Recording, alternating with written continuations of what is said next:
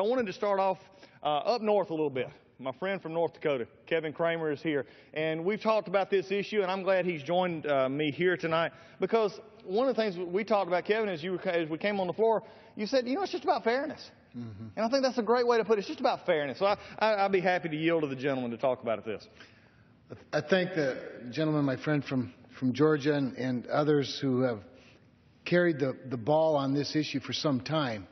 A special thanks to our friend Marsha Blackburn. I serve on the same committee with her, and I've learned a great deal about this and other things from Representative Blackburn. But I was reminded of a quote by the songwriting and song performing phenom Taylor Swift, who said, "I think songwriting is the ultimate form of being able to make anything in life that happens in your life productive."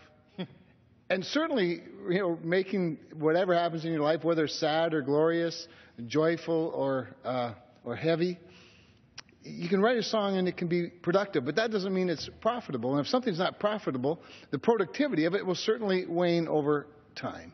And we'll be robbed of that very important piece of the music value chain where the product begins, in the heart and the mind of the songwriter. One of the things I love so much about this job, and I'm happy to admit it to my friends in the chamber tonight, is all of the things that you're forced to learn that you never thought were important before you learned them. It's kind of amazing. Here we are, 435 colleagues, representing roughly 700,000 people. In my case, I represent the entire state of North Dakota.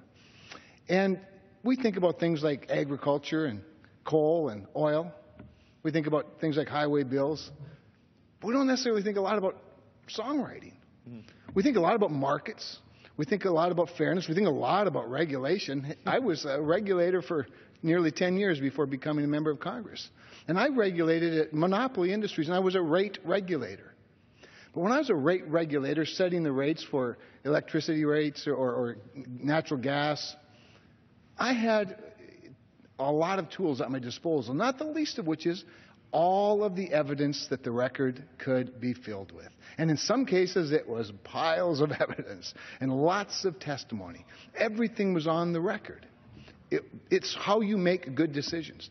And in the case where regulation was required and free markets weren't as free as they would be in other products, you tried to apply as a regulator the evidence to a circumstance that best reflects the market.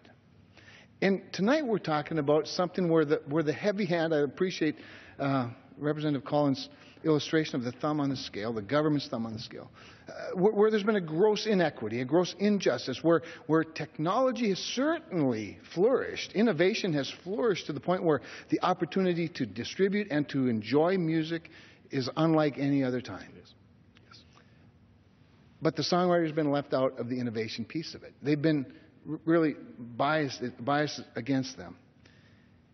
And I just think, as I've studied this issue, as it was brought to my attention, I look at it and I go, this isn't fair. This just isn't fair. And frankly, the ultimate conclusion of this kind of antiquated regulatory policy would lead to a very important loss, because people wouldn't be able to do this. Now, lest you think that Georgia and Tennessee are the only places there are songwriters, I was surprised to find out there are several hundred of them in my little state of North Dakota. It's amazing how this affects. And one thing that I think all of us can agree on is that small business is the heart of our economy.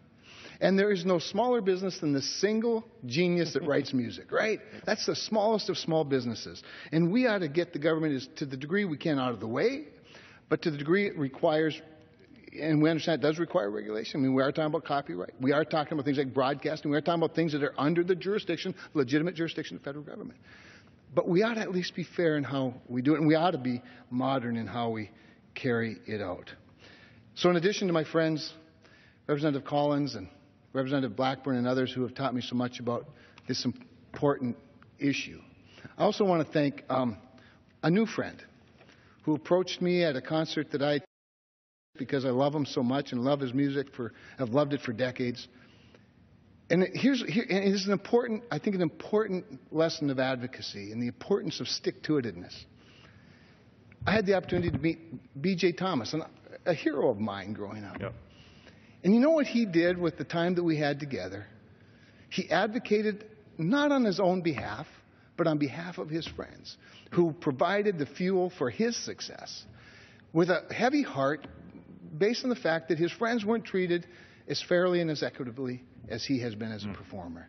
And it touched me deeply that this man, who had nothing really to gain by this advocacy except, I suppose, the affection of his friends, cared enough to tell this lone congressman from little state of North Dakota about this really important issue. So I'm grateful he brought it to my attention. I'm grateful for your leadership on it, and grateful to be here tonight to help shed some light on it and hopefully move the ball forward a little bit further. Thank you, and I yield back.